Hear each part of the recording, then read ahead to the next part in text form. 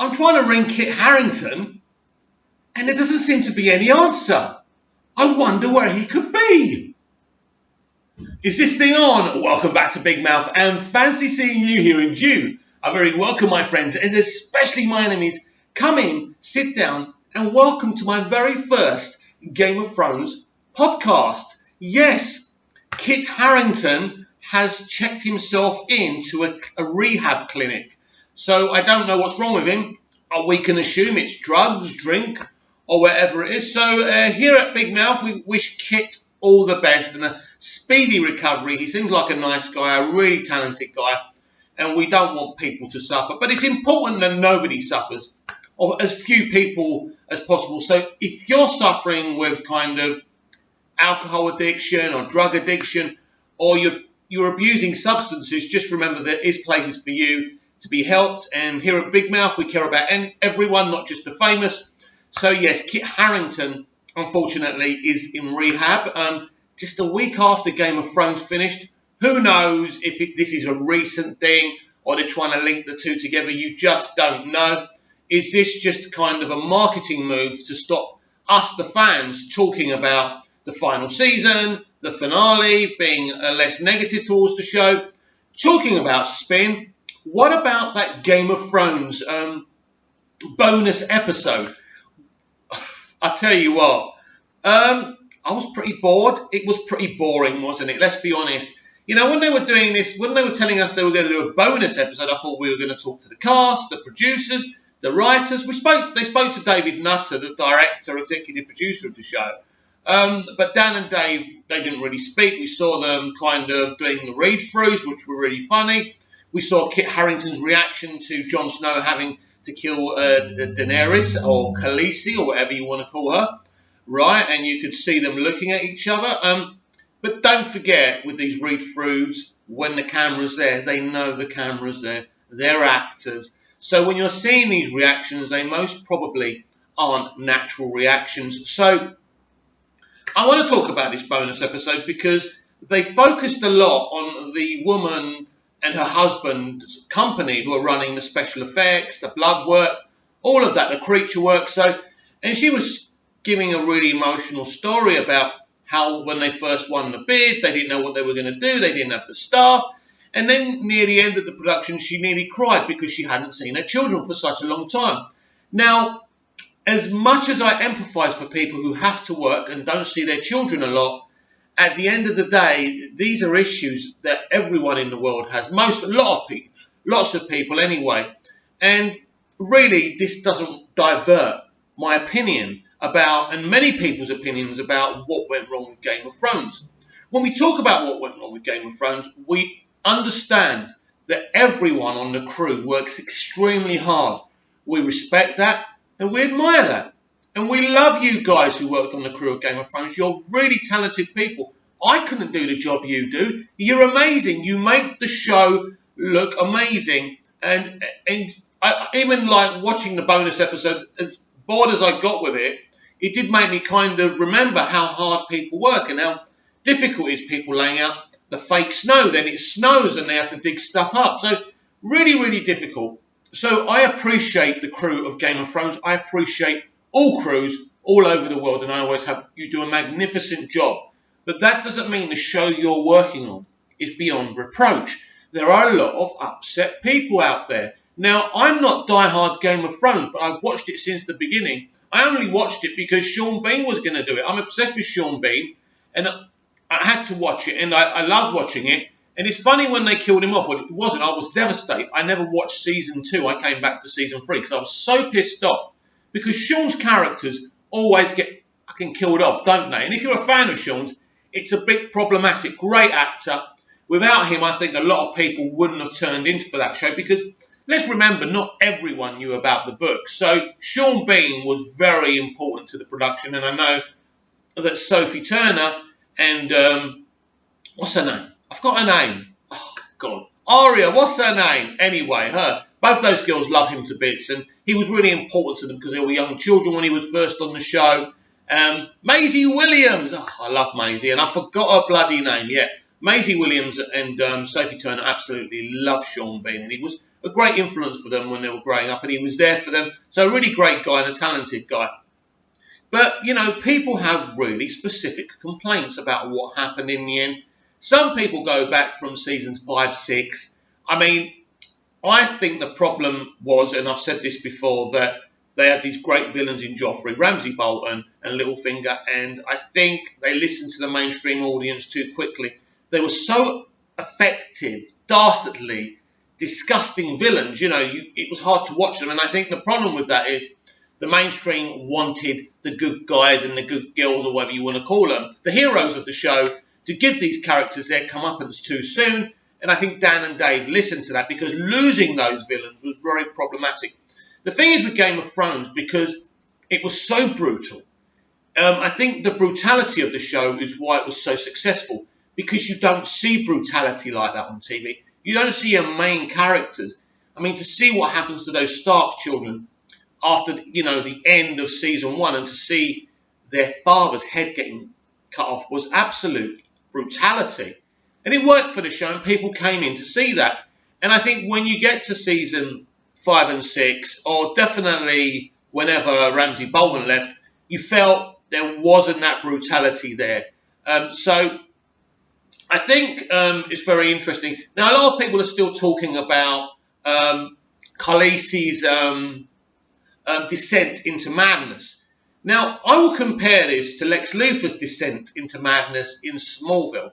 I think they did a better job of it, of showing it in Smallville. Of course, they were very lucky on Smallville, because everyone knows what Lex Luthor becomes. But nobody really knew what Khaleesi was going to become, because, basically George R.R. Martin only got to a certain moment in his books. So nobody really knew. It wasn't common knowledge what was going to happen to her.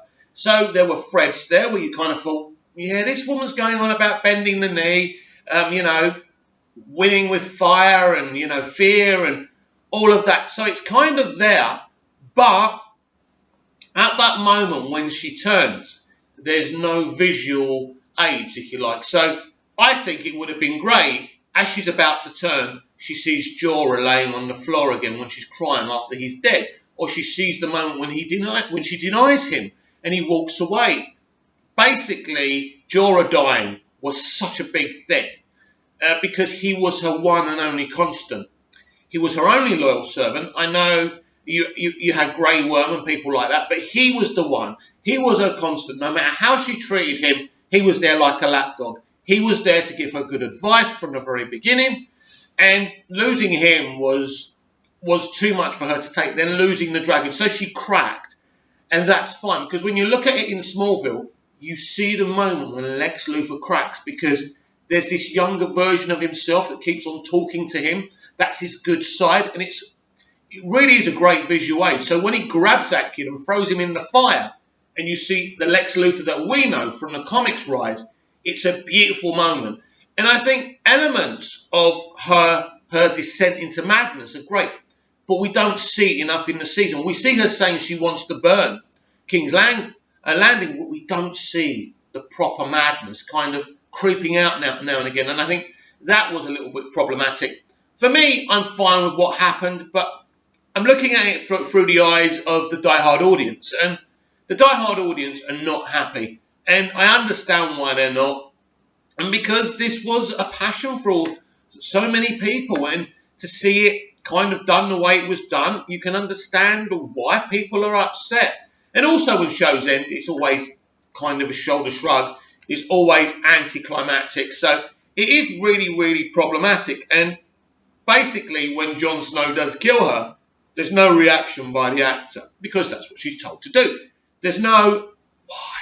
There's no Macbethian kind of moment there. It's not a great death. She just gets stabbed, looks at him and dies. And it isn't very effective. But if you stab her and she looks at him and she's got tears coming out of her eyes, right? She's crying, right? And she says, why? It's a bit more awesome. I loved you. We've seen people get stabbed before. I mean, what about Alan Rickman in Robin Hood, Prince of Thieves? Now, when he gets stabbed, that's a great fucking death. And I really loved that, and I really appreciated that. So there are problems, and look, they are problems and they're not problems. I mean, from a certain point of view, you can understand what Dan and Dave were trying to do. But then you look at, I will go back and say this because, as I say, I'm not diehard Game of Thrones, but I've always watched and enjoyed the show. I think it all goes back to Arya killing the Night King, a moment that really energized me. I need my background. But basically, to me, as I say, that moment energized me. Arya killing the Night King. Most people think that is got to be Jon Snow's moment. It's got to be his emotional moment. And I kind of understand that, but it doesn't stop me enjoying Arya doing it. The thing is, Arya doesn't have any history with the Night King. It seemed a bit weird for her to do that. And that's because she had to have that because they weren't going to allow her to kill Cersei. Because I believe probably Sansa had an even bigger claim to kill Cersei because she was there. She was going to marry Joffrey, or she was married to Joffrey. I can't remember. They lied to her that they weren't going to kill her father, and they did. And so even she had a great claim to kill Cersei. Then there should have been a face-off between either Sansa and Cersei, or Arya and Cersei. And you have to give them something. And basically, Arya steals Jon Snow's moment because Dan and Dave steal Arya's moment. And here's the thing about it, and that's the thing about it, and I think why they didn't.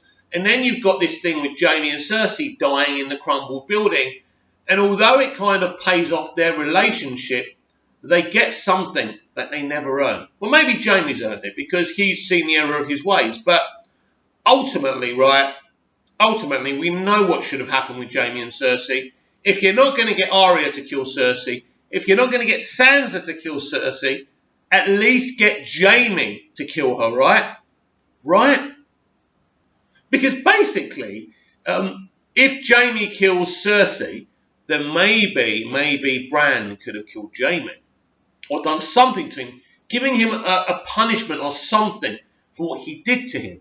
But the problem is, from people's point of view and perspective, there wasn't enough payoffs after building things up for so many seasons. And this is how people look at it. Can I do better than Dan and Dave? No, I can't. I can't get in there and write scripts week after week. They did a great job, right? They did. But people have issues. And you look at what people say, and normally I'd say, it just didn't end the way you wanted. But you look at it, and you look at how people have reacted. And as I say, and lots of people have said this as well, the petition isn't about the petition. The petition is about making a point, right? Now, people in the industry don't like the petition, and they say it's disrespectful to the crew. It isn't. They don't give a shit about the crew, by the way. But the point is, we aren't criticising the crew. The fans are criticising Dan and Dave, the showrunners and writers of the show. They're the ones who made the final decisions. We love the crew. We respect what the crew did. The crew made one of the best shows of all time look amazing. Why would we have any disrespect for the crew? So stop using the crew. Stop hiding Dan and Dave behind the crew. This is totally on Dan and Dave and nobody else. So, at the end of the day, that's how I see it. That's how I see this situation. And now they're going off to Star Wars, and now they're Lucasfilm's problem because they could adapt a brilliant Star Wars story that's in book form now or in comic book form. Who knows? They could do a great job. But if they don't, it's more problems for Lucasfilm, and Dan and Dave ultimately will be out of a job. I hope you enjoyed the podcast. Please comment down below. Tell me what you think about what I had to say in this very first Game of Thrones podcast. And enough of you, and let me know, right? Did you enjoy the podcast? If you enjoyed this podcast and the conversation and the way I presented myself, hit like on this video, subscribe and share, and I'll be back for another one. Let's see how popular this was.